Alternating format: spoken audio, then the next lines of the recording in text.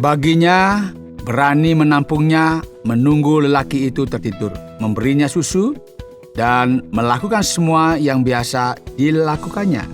Dalam konteks perang atau pertempuran, sungguhlah mengesankan. Saudara pendengar, bersama dengan saya, Oti Priambodo dalam program Jalan 66. Sebuah program di mana kita mempelajari Alkitab pasal demi pasal dan memahami isinya. Bersama Pak Yohanes, narasumber kita, hari ini kita akan mempelajari kitab Hakim-Hakim pasal yang keempat dan yang kelima, yang akan membahas tentang kekuatan yang diyakini banyak orang sebagai gender yang lebih lemah. Dengan tema, kemenangan dan penaklukan dengan sentuhan feminim. Saudara, seseorang tidak hancur ketika menghadapi kekalahan, melainkan ketika ia menyerah. Gantilah kata tidak dengan mengapa tidak. Inilah yang dilakukan Deborah dan Yael. Mari kita belajar dan mencari tahu lebih lanjut tentang kisah ini. Saudara yang dikasihi oleh Tuhan, saudara yang setia mendengarkan program Jalan 66, masih bersama saya, Pendeta Yohanes. Saat ini kita sedang belajar kitab Hakim-Hakim, dan kita sampai ke pasal 4 dan 5. Semoga saudara masih ingat pelajaran yang telah kita pelajari di Hakim-Hakim pasal yang ketiga. Kita tahu ada Hakim-Hakim yang bernama Otniel, Ehud, dan Samgar. Dan sekarang kita akan melihat ada hakim-hakim perempuan yang bernama Deborah. Deborah itu berarti lebah. Mari kita buka Alkitab, silakan buka Alkitab saudara, dan memperhatikan apa yang dituliskan di bagian ini. Setelah Ehud mati, orang Israel melakukan pula apa yang jahat di mata Tuhan. Lalu Tuhan menyerahkan mereka ke dalam tangan Yabin, raja Kanaan yang memerintah di Azor. Panglima tentaranya ialah Sisera yang diam di Haroset Hagoyim. Lalu orang Israel berseru kepada Tuhan sebab Sisera mempunyai 900 kereta besi dan 20 tahun lamanya ia menindas orang Israel dengan keras. Saudara, kita perhatikan di sini. Selalu mereka ada siklus mereka taat, ada siklus mereka kembali kepada dosa. Dan kita lihat di sini bahwa Tuhan mengizinkan Yabin. Ini sesuatu yang gak gampang. Bahwa Tuhan mengizinkan mereka untuk menindas orang Israel. Itu 20 tahun. Dan ini bukan masa yang pendek. Dan tentunya ini satu hal yang terjadi oleh karena apa? Oleh karena mereka tidak taat kepada Tuhan. Dikatakan mereka berbuat jahat di mata Tuhan. Saudara yang dikasihi oleh Tuhan, coba kita sambung serang di ayat yang keempat. Pada waktu itu Deborah, seorang nabiah, istri Lapidot, memerintah sebagai hakim atas orang Israel. Ia biasa duduk di bawah pohon korma Deborah antara Rama dan Betel di pegunungan Efraim. Dan orang Israel menghadap dia untuk berhakim kepadanya. Ini memang mengejutkan ya, kita tahu bahwa Israel itu kan lebih ke patriarkal ya. Jadi lebih kepada laki-laki begitu. Tetapi ke ini kok muncul ya. Ada pemimpin wanita yang bernama Deborah. Dan kita tahu juga dari catatan kitab suci, dia diurapi oleh Tuhan. Roh Kudus ada bersama dia. Roh Tuhan bersama dengan dia. Ini berarti bahwa memang kita lihat bagi Tuhan tidak ada gender sebenarnya jika Tuhan mau memakai siapa saja. Dan Alkitab memberikan bagian ini, dan ini penting untuk kita perhatikan. Dan kita lanjut saudara, ada beberapa bagian penggalan-penggalan yang perlu kita baca. Barak bin Abinoam dari Kades di Naftali, dan berkata kepadanya, Tuhan Allah Israel memerintahkanmu, pergilah, bawalah 10.000 orang dari Naftali dan Zebulon, dan pimpinlah mereka ke Gunung Tabor. Aku akan memimpin Sisera, panglima tentara Yabin, dengan kereta perangnya, dan pasukannya ke sungai Kison, dan menyerahkannya ke dalam tanganmu. Ini Barak berkata kepadanya, jika engkau pergi bersamaku, aku akan pergi. Tetapi jika engkau tidak pergi bersamaku, aku tidak akan pergi. Ini menarik kita amati bagaimana kepemimpinan yang ada di tempat ini, saudara. Kita tahu bahwa Deborah mengambil posisi ini, dan kita tahu juga dia bukan seorang pejuang. Dan inilah mengapa ia memanggil Barak. Dan Barak di sini tampaknya merupakan pemimpin yang sangat lemah, yang diutus setelah firman Tuhan diberikan kepada Deborah. Barak mengungkapkan kelemahannya dan berkata, "Lihat, engkau harus pergi bersamaku." Deborah kemudian berkata kepadanya, "Tentu saja aku akan pergi bersamamu. Nah, jika engkau turut maju, aku pun maju. Tetapi jika engkau tidak turut maju, aku pun tidak maju. Tetapi karena jalan yang kau tempuh, kehormatan itu tidak akan menjadi milikmu. Karena Tuhan akan menyerahkan Sisera ke tangan seorang perempuan." Ini semacam sindiran. Kita melihat di sini, saudara, ada sentuhan kewanitaan di sini. Dia seorang wanita feminin ya. Jadi Tuhan menunjukkan bahwa Tuhan bisa memakai siapa saja. Bahkan memakai seorang wanita untuk membebaskan Israel yang saat itu sedang diperbudak. Maka pergilah Deborah bersama Barak ke Kades. Di sana Barak memanggil Zebulon dan Naftali, dan 10.000 orang maju di bawah komandonya. Deborah juga ikut maju bersamanya. Kitab suci melanjutkan, saudara, dan memberi kita detail bagaimana pertempuran besar terjadi. Kita coba perhatikan di ayat 11.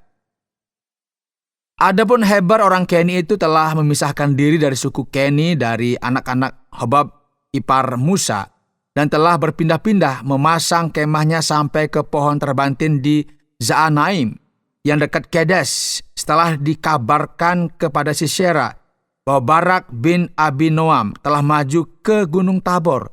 Dikerahkannyalah segala keretanya, 900 kereta besi, dan seluruh rakyat yang bersama-sama dengan dia dari Haroset Agoyim ke sungai Kison.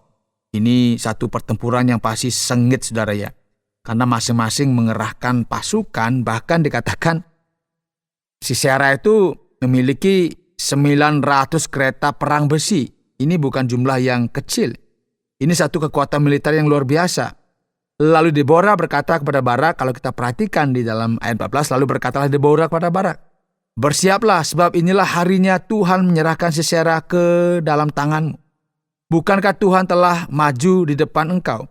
Lalu turunlah Barak dari Gunung Tabor dan 10.000 orang mengikuti dia. Dan Tuhan mengacaukan Sisera serta segala keretanya dan seluruh tentaranya oleh mata pedang di depan Barak. Sehingga Sisera turun dari keretanya dan melarikan diri dengan berjalan kaki. Lalu Barak mengejar kereta-kereta dan tentara itu sampai ke Haroset Hagoyim. Dan seluruh tentara Sisera tewas oleh mata pedang. Tidak ada seorang pun yang tinggal hidup. Wow, ini peperangan yang luar biasa. Tapi kita lihat bagaimana Tuhan campur tangan di tempat ini. Sekalipun mereka dikatakan memiliki 900 kereta besi yang luar biasa, tetapi lihat bagaimana Tuhan campur tangan dan mengendalikan situasi. Ya. Ini kita tahu ya, Barak ini kan bukan tentara yang hebat, dikatakan dia lemah. Tetapi bagaimana Tuhan juga campur tangan ketika menghadapi musuh. Bahkan kita tahu Deborah, dia seorang wanita, tetapi bagaimana Tuhan memakai dia dengan begitu hebat sehingga terjadi kemenangan. Dan kemenangan dicatat bahwa itu kemenangan berasal dari Tuhan. Dan kita lihat, saudara, ada bagian yang perlu kita baca. Ada bahwa mereka itu dikatakan melarikan diri ke kemah Yael istri Heber orang Keni itu karena ada persekutuan antara Yabin, Raja Asror, dan keluarga Heber orang Keni itu. Ini ada semacam persekutuan, aliansi gitu, kesepakatan bersama. Yael keluar menemui Sisera dan berkata kepadanya, "Singgahlah tuanku, silakan masuk, jangan takut." Lalu singgahlah ia ke dalam kemah perempuan itu dan perempuan itu menutupi dia dengan selimut. Ya, ini agak aneh ya, bahwa sebenarnya tidak boleh seorang pria diterima di kemah perempuan. Tetapi kita lihat ini kan dia sedang melarikan diri, dikejar oleh musuh-musuhnya. Dan ini satu tempat persembunyian yang menurut saya sangat-sangat sempurna, karena dia musuh akan mikir tidak mungkinlah akan dia masuk ke sana. Tapi lihat bagaimana ini diterima. Dan kita lihat, kemudian berkatalah ia kepada perempuan itu, "Berilah kiranya aku air minum sedikit, aku haus." Lalu perempuan itu membuka kirbak susu, diberinyalah dia minum, dan diselimutinya pula. Lagi katanya kepada perempuan itu, berdirilah di depan pintu kemah, dan apabila ada orang datang dan bertanya kepadaku, ada orang di sini, maka jawablah, tidak ada. Kamu perhatikan saudara apa yang terjadi. Bangsa musuh ini telah menindas umat Allah selama 20 tahun. Dan ia dibunuh dengan memalukan, dibantai, ditipu oleh seorang perempuan, Yael, istri Heber. Tetapi Yael, istri Heber, mengambil patok kemah. Diambilnya pula palu. Mendekati diam-diam. Lalu dilantaknyalah patok itu masuk ke dalam pelipisnya sampai tembus ke tanah. Sebab ia telah tidur nyenyak karena lelahnya, maka matilah orang itu. Jadi ini satu situasi yang saya kira juga sangat sangat mengerikan juga ya. Tetapi kita lihat bagaimana Deborah, seorang wanita, dipakai oleh Tuhan. Bagaimana Yael, istri Heber, dipakai oleh Tuhan. Untuk apa? Untuk melakukan kehendak Tuhan. Coba kita perhatikan, pada waktu itu muncullah Barak yang mengejar Sisera. Keluarlah Yael mendapatkan dia dan berkata kepadanya, mari, aku akan menunjukkan kepadamu orang yang kau cari itu. Lalu masuklah Barak ke dalam dan tampaklah Sisera mati tergeletak dengan patok dalam pelipisnya. Demikianlah Allah pada hari itu menundukkan Yabin, raja Kanaan di depan orang Israel, dan kekuasaan orang Israel kian keras menekan Yabin, raja Kanaan, sampai mereka melenyapkan Yabin, raja Kanaan itu. Saudara, dan setelah ini kita akan masuk di Hakim-Hakim pasal yang kelima. Silahkan dibuka Hakim-Hakim pasal yang kelima. Semoga enggak capek ya. Ini bicara mengenai orang perang, saudara. Tapi ini pasti menarik bagaimana Tuhan bekerja. Dan kita lihat nanti di pasal 5 ini bicara tentang bagaimana ada himne, sebuah lagu perayaan yang dikumandangkan, yang dituliskan. Bagaimana Tuhan memberi kemenangan yang kita kenal ini dengan nyanyian Deborah.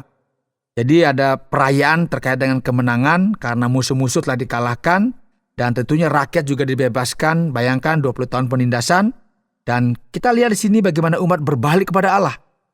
Dan Allah di sini menggunakan hakim perempuan yang bernama Deborah dan juga pemimpin militer bernama Barak. Dan bagaimana kita melihat Yael.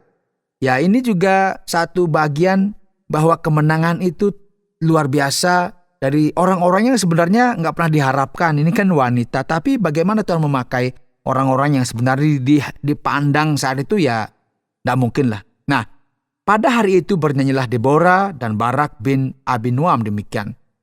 Karena pahlawan-pahlawan di Israel siap berperang, karena bangsa itu menawarkan dirinya dengan sukarela. Pujilah Tuhan, dengarlah ya raja-raja, pasanglah telingamu ya pemuka-pemuka. Kalau aku mau bernyanyi bagi Tuhan, bermazmur bagi Tuhan Allah Israel.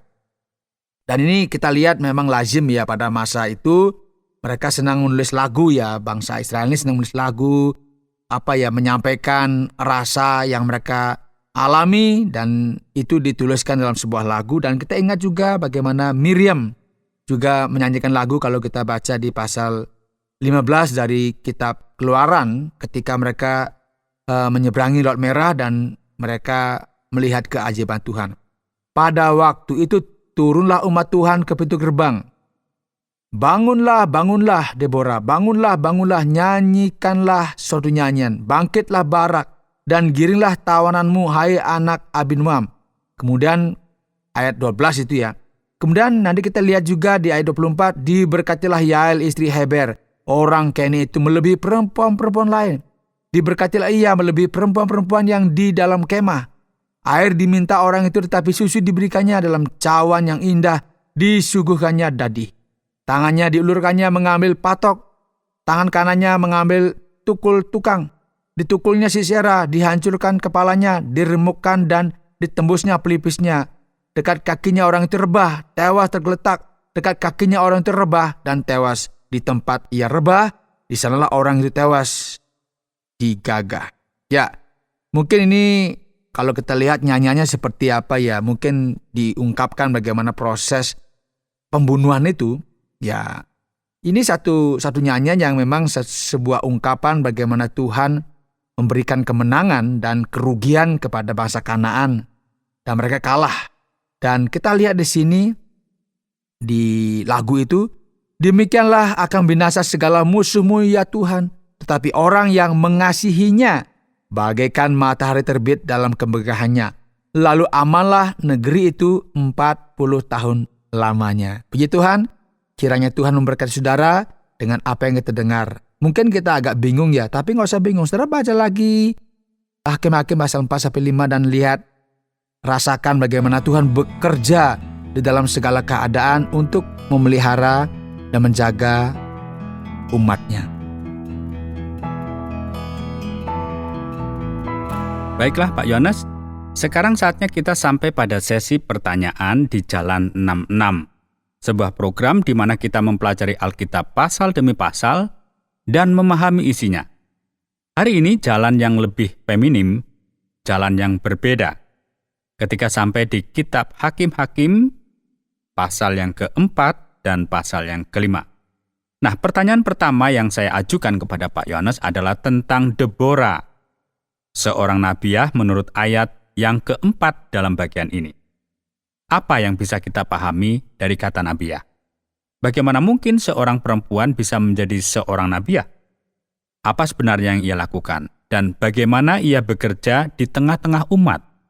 Ya, kita bisa merasakan di sini Pak Oti bahwa pasal-pasal dalam Alkitab ini bahkan mungkin ya kayak memiliki aroma parfum. Ya, mengisahkan tentang Deborah dan Yael di sini seorang mereka para wanita yang dipakai oleh Tuhan untuk memberkati umat Israel. Memang pada zaman dulu ya, gagasan tentang seorang nabi itu memiliki penafsiran yang lebih luas. Apa yang biasa kita bayangkan di sini biasanya apa? Beberapa bangsa memiliki nabi dan nabiah, ya. Dan bahkan di Israel hal ini tidak pernah dibatasi. Ya, para perempuan itu mungkin memiliki kepekaan spiritual dan mereka menyampaikan pesan dari Tuhan. Dan di sini kita melihat hal yang sama terjadi. Semuanya menunjukkan bahwa para nabi pertama Israel, termasuk Deborah, adalah nabi yang akan memasuki situasi yang khusus di mana mereka dipakai oleh Tuhan untuk menyampaikan pesan ilahi kepada umat. Dan Deborah ini sosok yang memiliki kemampuan yang sangat kuat secara spiritual di sini. Karena dia memiliki karunia-karunia. Dia memiliki karunia memimpin. Dan juga dia memiliki karunia untuk menyampaikan apa yang Tuhan inginkan dari bangsa Israel. Dan tentunya nanti kita akan melihat juga profil yang berbeda dari para nabi yang lainnya ketika kita terus belajar bagian ini, terutama nanti di kitab para nabi, tentang orang-orang yang menerima pesan-pesan penuh kuasa ketika mereka katakanlah menjadi penasihat raja. Nah, selain itu juga ada, kita kenal dengan nabi-nabi yang menulis gitu, disebut dengan nabi-nabi yang sastra, ya, nabi-nabi karena dia banyak tulisannya. Ini sedikit berbeda. Tetapi kita akan mempelajari lebih lanjut. Jadi Deborah adalah seorang perempuan yang memiliki karunia menerima pesan Tuhan, dan ini dia menyampaikan kepada umat. Dan ini kita temukan di Israel kuno pada waktu itu. Dan mari kita bahas lebih lanjut tentang para pemimpin Deborah. Bukan tentang perempuan secara umum, hanya Deborah di sini. Kepemimpinannya luar biasa saat itu. Tapi saya bertanya-tanya di sini, mengapa Deborah menjadi seorang pemimpin saat ini? Ini profil kepemimpinan secara keseluruhan di dalam Perjanjian Lama, karena kita lihat juga ada alasan budaya dan juga ada faktor-faktor lainnya. Memang kan biasanya itu didominasi oleh para lelaki ya.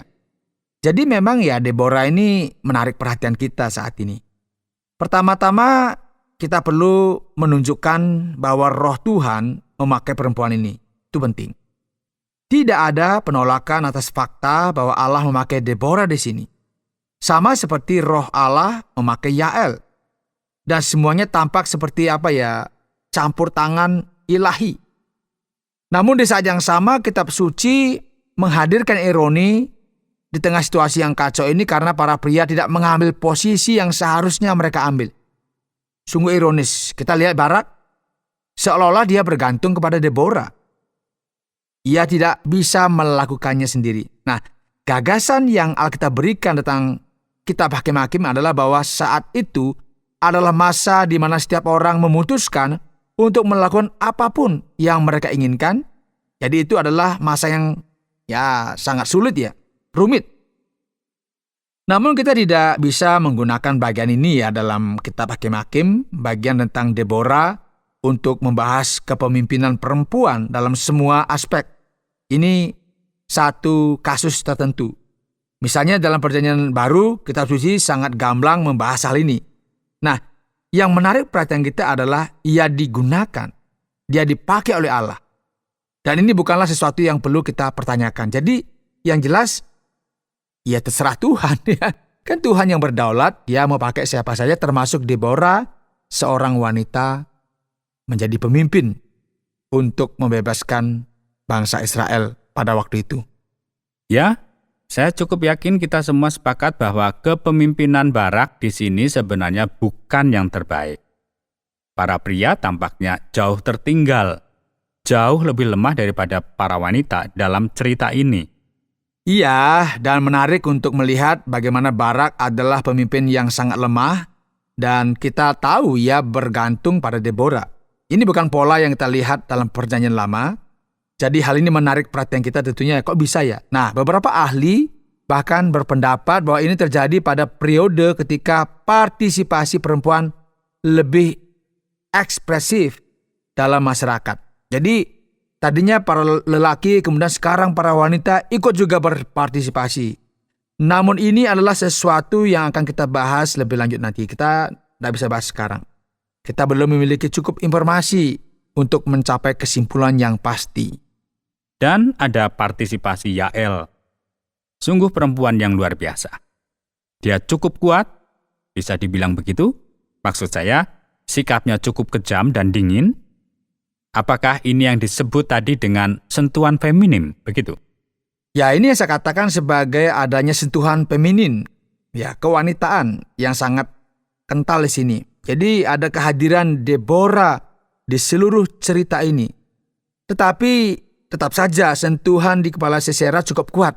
Bahkan ini cukup menakutkan apa yang dilakukan oleh Yael ya. Wanita ini memang membuatnya pusing. Iya. Kita perlu berhenti sejenak dan melihat keseluruhan latar belakang budaya di sini. Nah, kitab suci menekankan keberanian karena Sisera. Dia adalah panglima tentara dan keberaniannya untuk menerima Sisera. Menunggu sampai Sisera tertidur, kemudian memberinya susu. Jadi dilayani dengan baik. Dan ini satu hal yang memang biasalah dilakukan kalau dalam konteks perang atau pertempuran. Dan ini tentu sesuatu yang sangat mengesankan. Nah, kita perlu memahami bahwa ada pendekatan di sini yang tidak terdapat dalam Perjanjian Baru, yaitu pendekatan keadilan retributif. Inilah teks kutukan dan perayaan kekalahan musuh-musuh mereka dengan cara yang sangat kuat dan tegas. Jadi inilah mengapa bagian ini begitu menakutkan sebenarnya. Ia memang bertindak dengan kejam, tetapi dengan fokus pada kemenangan mereka dan fakta bahwa mereka telah ditindas, bayangkan saudara, 20 tahun. Ya, kita bisa memahami alasannya, sudah sangat tertekan. Perjanjian Baru menyajikan pendekatan yang lebih unggul dari ini dan kita akan belajar nanti sehingga kita lebih memiliki pemahaman yang komprehensif. Nah, sebagai penutup Pak Yohanes pada pasal yang ke-5 mengatakan, maka negeri itu tentram selama 40 tahun. Kita perhatikan, ini adalah bagian yang selalu muncul di akhir pasal atau di seluruh kitab Hakim-Hakim. Frasa ini sering muncul. Apa sebenarnya arti dari ini? Dan bagaimana kita bisa memahami bagian ini? Ini sedikit kesulitan ya, kalau kita bicara mengenai detail, kalau kita bicara mengenai urutan kronologis kitab Hakim-Hakim. Misalnya periode ini sekitar 300 tahun dan kita akan membahasnya lebih detail dan mendalam, tetapi ada dugaan bahwa angka-angka ini dibulatkan karena kita melihat 40 tahun beberapa kali. Misalnya 4 kali dan ada 20, ada 80. Jadi ini dugaannya ya. Kemungkinan inilah yang perlu kita pertimbangkan di sini, tetapi para pendengar dapat menunggu ya karena kami akan menjelaskan lebih lanjut tentang apa yang dikenal dengan namanya alternatif kronologis dalam kitab Hakim-Hakim, agar kita semua dapat memahami lebih jelas lagi. Benar Pak Yones. Terima kasih banyak untuk semua penjelasan yang sudah disampaikan. Berikut apa kesimpulan bagian ini?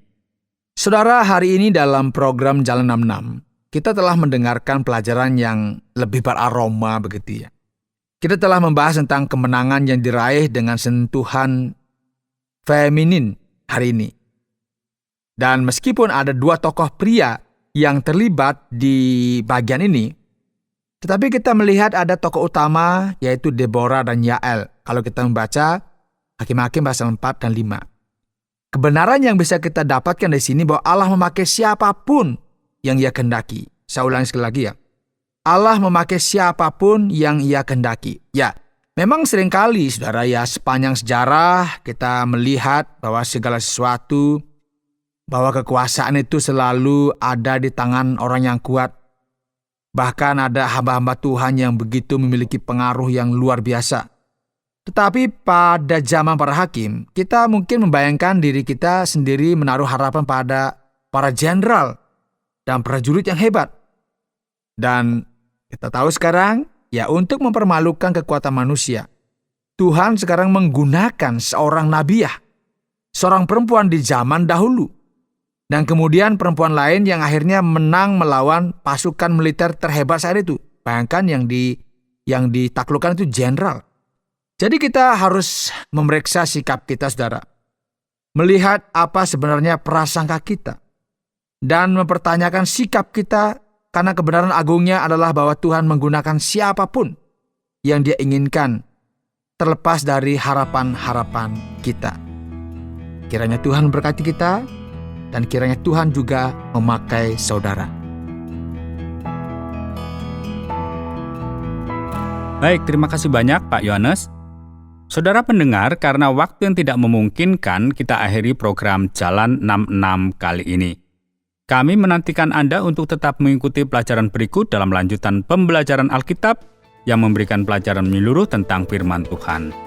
Jika Anda memiliki pertanyaan atau berespon terhadap topik berhubungan dengan program ini, silakan menyampaikan melalui WhatsApp ke nomor 081 333 777 386.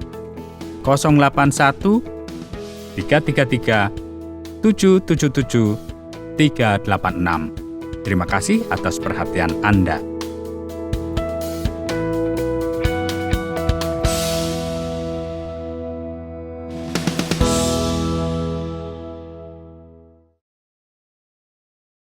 Terima kasih Anda sudah mengikuti program kami. Jika Anda diberkati, jangan lupa like, komen, dan share supaya Anda tidak ketinggalan setiap program terbaru kami. Jangan lupa juga untuk subscribe channelnya dan nyalakan loncengnya. Jika Anda ingin mendukung pelayanan kami, bisa melalui rekening kami berikut ini atau menghubungi kami di sini.